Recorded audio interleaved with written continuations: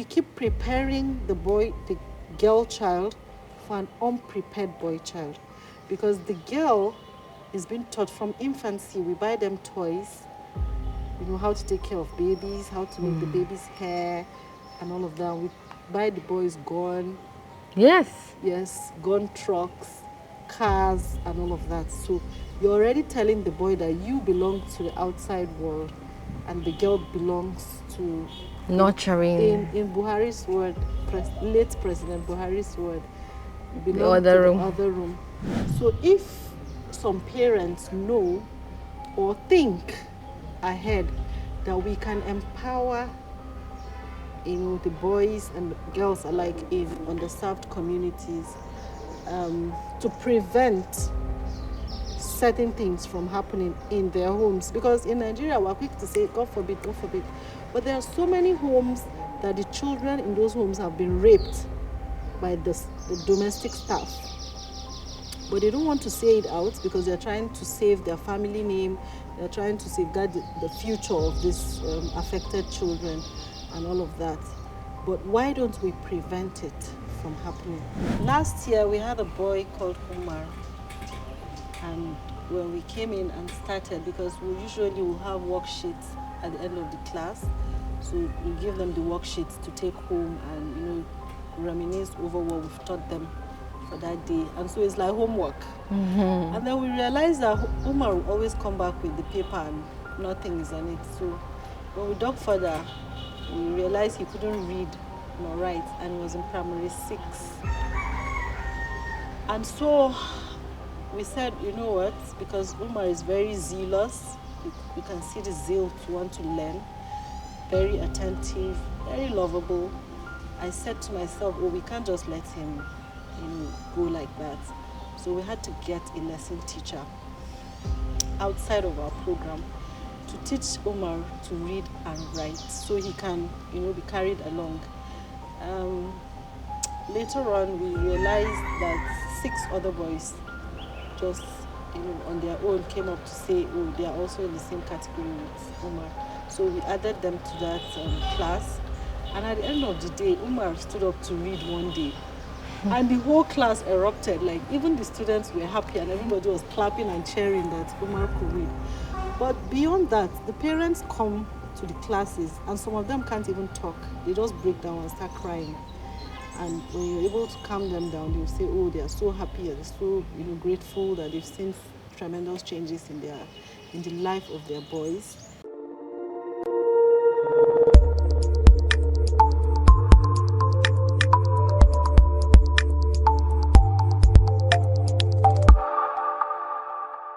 Good day. Here I am with Mrs. Anna of Yargote Foundation, and we'll be discussing how the Yargote Foundation empowers the boy child for the sake of the girl child. So our audience would like to know what inspired the birth of the Yargote Foundation, and why did you choose to focus specifically on the boy child?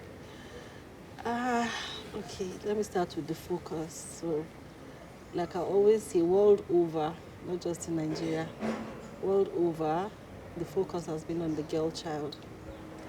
And most of the issues that we're trying to solve or sort out for the girl child, is kind of directly or indirectly from the boy child. So issues like rape, issues like gender-based violence, issues like VVF, all of those. Without the man, it won't happen. So in trying to take care of the girls, like I always see, that's a reactionary measures. So we are coming from a preventive approach so that an informed man will not, for example, let his young wife try to give birth normally if he knows that it's going to result to her having VVF. So an informed man will take an informed decision, to take her to the hospital or see the doctor for the doctor to recommend if she could, give birth naturally or she needs a CS. And the same thing again, an empowered and informed man will not rape a girl. An informed and empowered man will not abuse his wife or any female, in whatever form. So the ultimate beneficiary at the end of the day of our project is the woman. So we're trying to set up the men in such a way that the women, find it easier, relationships, are easier to run, families are intact and stuff like that. Yeah. That's very impressive. You have little to no one advocating for the boy child. So well done, Mrs. Anna. Thank you. Many organizations focus on the girl child. What unique challenges do you think the boy child faces today that deserve more attention? Top on the charts will be the mental health of the boy child. From infancy, the attention, the focus, the care, the love is showered more on the girl. So the boy child growing up will also desire, to have all of that. But he's growing up with a stereotype that boys don't talk, boys don't cry, all that. So you have to be a man. And so boys that have grown into men have bottled up a lot of things, a lot of trauma, because they couldn't talk. So it's affecting their mental health. And then you see a lot of grown men today behaving in ways that you can't even understand or explain. Some men in the office, they behave in ways and you'll be wondering, what's wrong? Why is it so difficult? A lot of times I'll say that these men have grown up with unidentified trauma. True. They haven't even labeled it yet. They just grew up with certain difficulties and challenges. They did not have anybody to talk to, no safe space to run to. I mean, the only safe space we have in Nigeria today is the prison and the rehab. That's where you go to as a man or as a boy and you feel you're in a safe place. But then you have to have committed crime to go to prison, and you have to have, abused substances to go to a rehab. And what happens even when they come out of that place? They come out more hardened because the system is not designed in such a way, to correct the anomalies that have happened for them to have gotten into that place. Very few people come out of those two safe spaces reformed. So mental health for me is at the top of the chart, because when individuals, even women, when you feel you're not in a good place mentally, you take so many wrong decisions. For the girls, they begin to follow bad friends, begin to abuse substances as well. It's easy to sway them to whatever direction, whoever is Influencing them. yes, yeah. So mental health is on top of it, and there are so many other issues, but mental health is like the umbrella. Yeah, that all crowns of those it other all. issues are under it. Yeah. Thank you.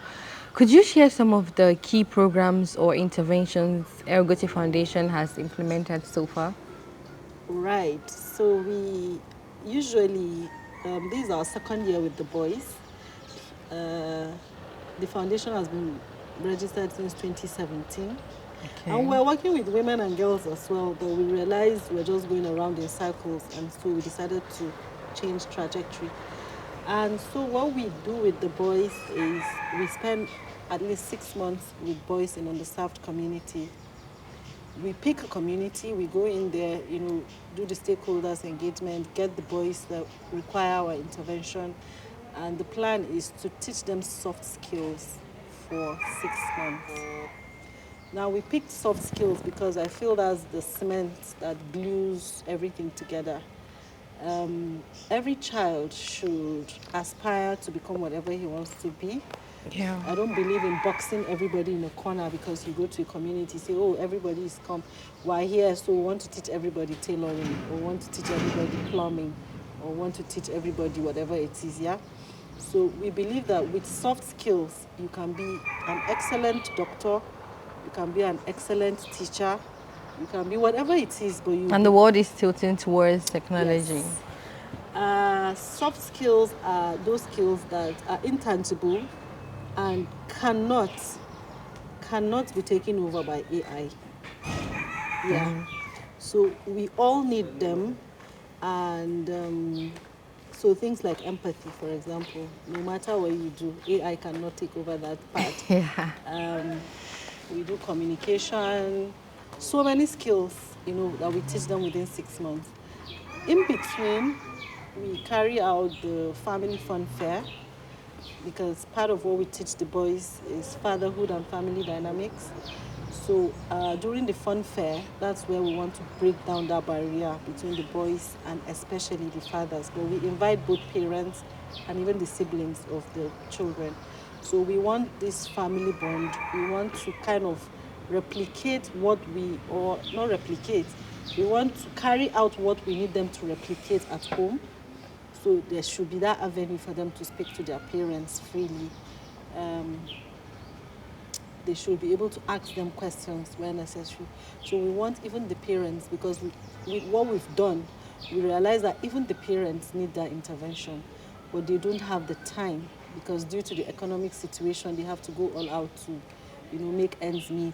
They have rent to pay, they have school fees, feeding, and all of that. So we can't keep the parents for that duration of time. So what we do with the parents is just call them out once in a while and talk to them, summarize everything we're teaching the boys. And outside of that, we also do the mentorship sessions where we invite role models to the community, or we take the boys to them for them to mentor them, have an interaction. The boys will ask them questions about how they were able to achieve what they've achieved so far. And this year we included tree planting for the boys, and we chose the palm tree. So we gave them palm trees Palm tree. to, yes, no, this is coconut tree. Oh, So we gave them palm trees because we taught them all about the palm tree, what they can get out of the palm tree. But top on the chart is for them to take responsibility, because it's part of what we've taught them, to be responsible. So we felt that giving them something to plant for them will be, an avenue to practicalize that skill. So they need to water their plants, they need to make sure it's okay, nothing is, and apart from that, the business aspect of it, because we taught them what they could derive from the palm tree. Then in May, we should be in that class. it's very interesting. So we embarked on a road walk to mark the International Day of the Boy Child, and that's because we wanted to spark that conversation about and around the plight of the boy child, and for people to even know that that day exists, because a lot of people don't even know. So we're going to culminate everything with the Empower the Boy Child Summit in November. So these are all of the things that we do within the year with the boys. Very impressive. So that's birth different success stories. Yes. So what are some of the success stories that have deeply moved or motivated you to keep going? So last year we had a boy called Umar, and when we came in and started, because we usually will have worksheets at the end of the class, so we give them the worksheets to take home and reminisce over what we've taught them for that day, and so it's like homework. And then we realized that Umar will always come back with the paper and nothing is on it. So when we dug further, we realized he couldn't read nor write, and he was in primary 6.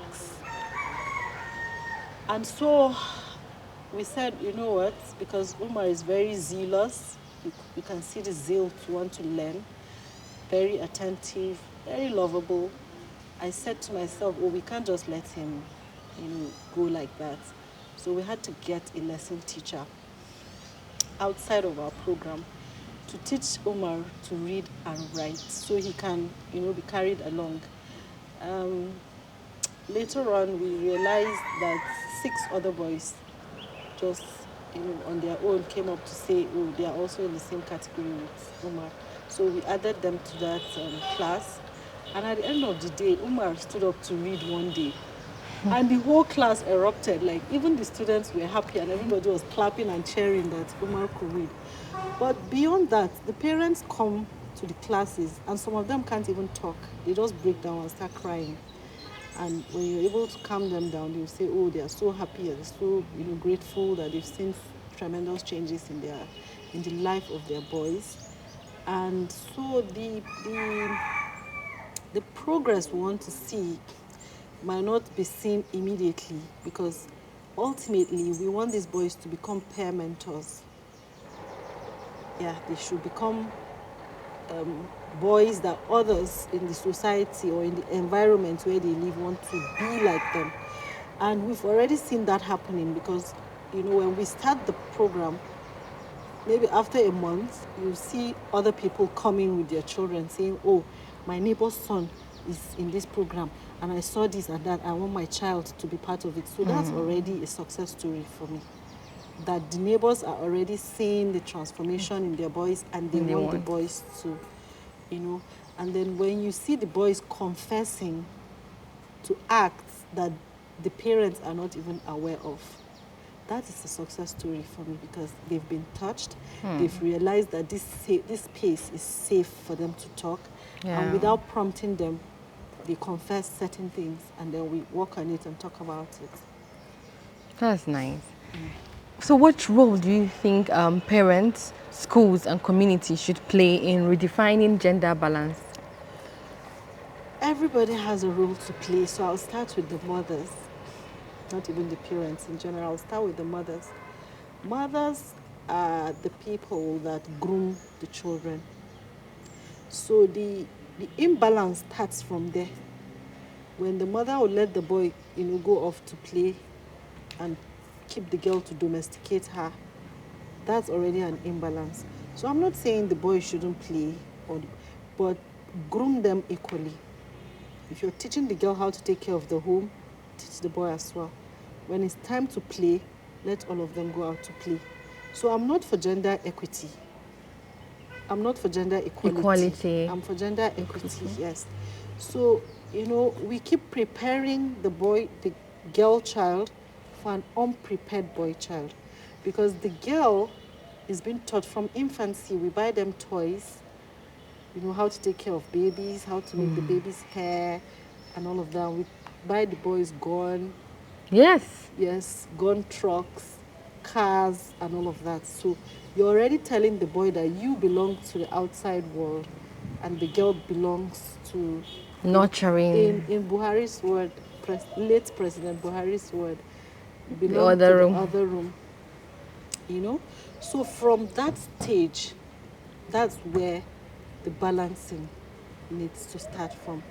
It's not a crime that your boy child knows how to cook or how to clean. These are basic stuff.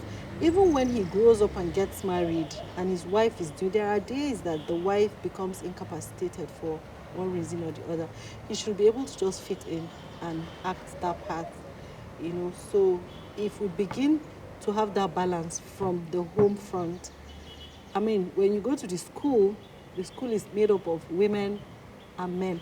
So every mother that starts that balancing from her house will carry it out or forward to the school or whatever office that she finds herself in.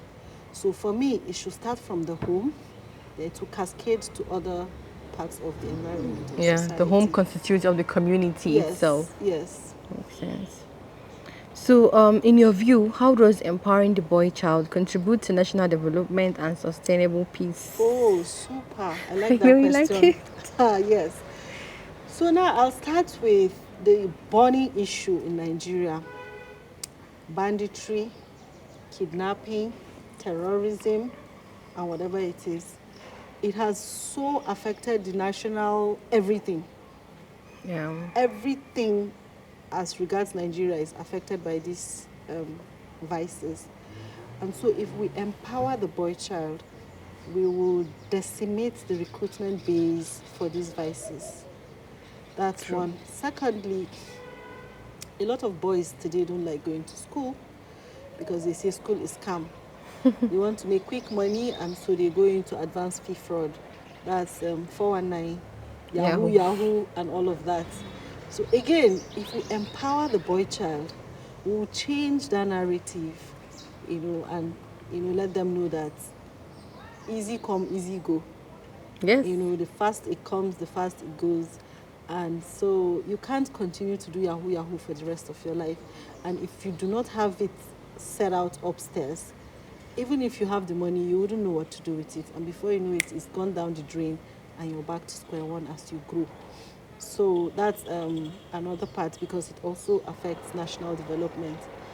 Again, if we empower the boy child, his mental health is balanced, it will affect the woman positively. And so even in offices, you see that the output is going to be impressive, is going to improve, because everybody is coming to work with a balanced head, and nobody is, or well, maybe few people will still want to change some figures, to for whatever purpose that they're changing those figures for, and maybe people will just want to execute their jobs appropriately and efficiently, and then it will contribute to national development. Sure. So you have a very impressive academic and professional background. How have your experiences shaped the leadership style at Yargote Foundation? Fantastic. So there were times that growing up, I loved to read, I loved to learn, and I loved to teach. So there were times that I'll see a certain course and I'll be like, let me just do this thing. Let me just have the certificate. So I'll give you an example. I love to plan events and all. So after my master's in the UK, I was like, let me just get a certificate for events planning. And I went to European School of Economics and I looked up. And they said, they don't even have the license to admit African students, but I should give them like 3 months. They will apply to the Home Office and they'll get back to me. And they did get back to me. So when I got into the school, because it was a 6 months program, when I got into the school, I realized, it's way beyond just wanting to get the certificates. When we got into the nitty-gritties of it, I realized it was much more than just coming around to get a certificate. So I gave this story because in Nigeria, we're crazy about certificates. Yeah. We're crazy about, I belong to this body, I belong to that body. Everybody just wants to have this, retinue of titles and all of that, honorary this and that. But we need to work on changing that narrative, because for all of the courses I've done and the professional bodies I belong to, they have impacted on me very, very positively. So when you go to attend most of these conferences, seminars, and whatever it is, it's an avenue for you to network. Oftentimes, you'll be given assignments to do, maybe to make a presentation. And so you see everybody presenting from their office perspective. So if you have a class of 20, you're getting like 20 real-time, real-life experience. Yeah. So it expands your horizon, and it impacts on whatever action or inaction you're going to take in the future. So most of there are bodies that have approached me, and I'll say, no, it's not in tune with what I'm doing. It's not in tune with my career Your path. values. So you see some people, Institute of Marketing, they have it. Institute of Management, they have it. Institute of Forensic, blah, blah, blah, blah. And you'll be wondering, like, how does this align? So whatever we're doing, whatever we're trying to get, look at it critically and ask yourself, how does this align with what my career path and all of that? So yes, for all of the things you've seen on my CV, is very, very necessary. There were some I thought I was doing for fun. So if you see the PGDE, that's the Postgraduate Diploma in Education, we did that for fun. We just heard, they are selling forms. I'm like, it's been a while we went to school. But now it reflects. 6 of us in my house just went and, bought it. And we thought we were just doing it, to while away time. We're also in school. But now it's all coming together. Yeah. And it's making a whole lot of sense for me. Well then. So, what are the biggest challenges you faced in running a non-governmental organization in Nigeria? We know there are challenges. So what are those challenges? And what keeps you motivated when things get tough? Okay, so I'll start by saying I am a strong believer that Nigeria is going to get better. Yeah. I believe strongly in that. However, we all have to contribute our quota to, making that happen. So we have to have this sincerity of purpose. So top challenge we have, of course, is funding. But I decided to do this, so I am biting just what I can chew for now. So we're taking it slow, we're taking it easy. We're not wanting to, explore the whole place. And the more, with the little we've done, rather, with the little we've done, a lot of people are beginning to get interested. And we believe that we're going to get a lot of funding. I mean, I'll give this example at this juncture, that for people that have been kidnapped in the past and have had to bring together hundreds of millions to pay ransom, if they were given the opportunity to contribute or to donate a fraction of that money to what we do, to keep some of the boys out of that kidnapping, terrorism, and Sure. banditry, whatever it is, I'm sure they will jump at it. Yeah. If you wake some people up from the dead and say, oh, we need you to contribute all of your money or donate all of your money to Yargote Foundation to take care of the boys, to empower the boys, in exchange for waking you up from the dead, they will do it. So it's not enough for people to sit back and say, oh, I live in an estate, I live in a gated community, I have a security, I have this, that, I have a housekeeper. Where are you bringing them from? You're going back to the underserved communities to get the gatesman, to get the driver, to get the housekeeper, and all of those because of the amount you'll be able to pay them. Now, these guys are going to come into your environment with what they know. And so many times they end up influencing the children in the households that they work in.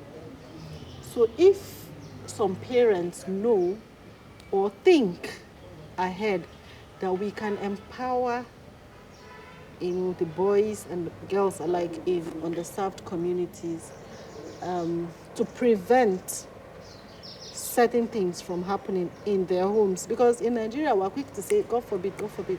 But there are so many homes that the children in those homes have been raped by the domestic staff. But they don't want to say it out because they're trying to save their family name. They're trying to safeguard the future of these affected children and all of that. But why don't we prevent it from happening? So back to the question, our challenge is funding to reach out to many more boys. Apart from that, I don't think we have any other challenge. It will come with time, with awareness like this. Yeah. People get to key in. But what keeps you going? What keeps me going is the fact that I believe Nigeria will get better if we contribute our quota. What keeps me going is the fact that we can see already that we're making impact and we know that we're on the right track. That's what keeps me going. Very impressive.